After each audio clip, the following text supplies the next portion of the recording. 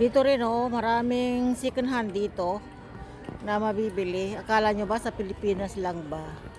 Dito rin po sa Israel maraming second hand. Pero magaganda.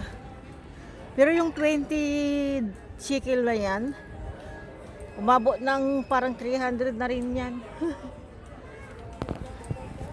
So nandito na po tayo sa Allenby. Pag akyat natin doon, ayan oh. Pero may pupo.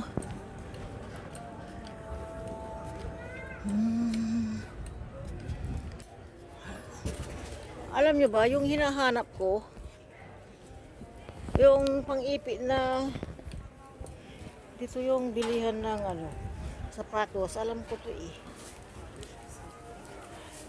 Mura lang.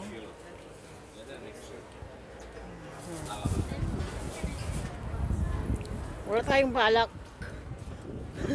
bumili ng sapatos. Doon, oh, sigurado maganda doon. 150 shekel. Naghahanap ako ng mga ano, pang-ipit na maliliit. Tawid tayo. Dati talaga dito yung dinadaanan ng bus. King George.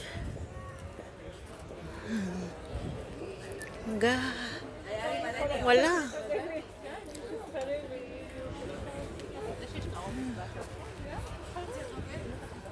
Galing. Wow.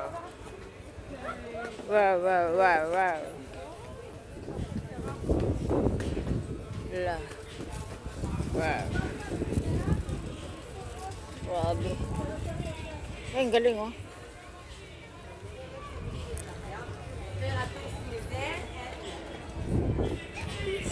So, dito na yung Allenby. Hindi ka talaga mawawala pag alam mo yung mga pangalan ng street.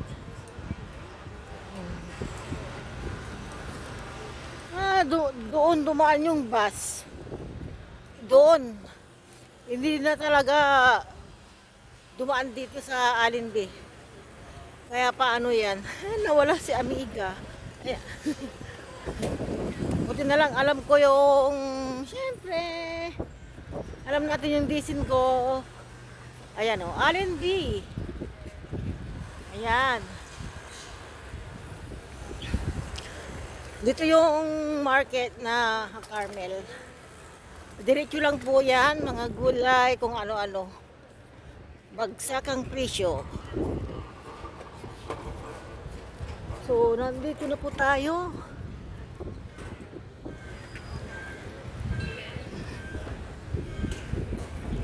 So, diretso lang tayo. Dito tayo maghahanap. Okay?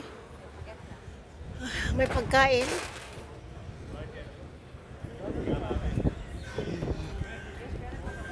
Ang ganda, no? Wag na tayong makitikim. Saan kayo dumadaan yung ano? Wala talagang dumadaan na bus dito, mga amigas.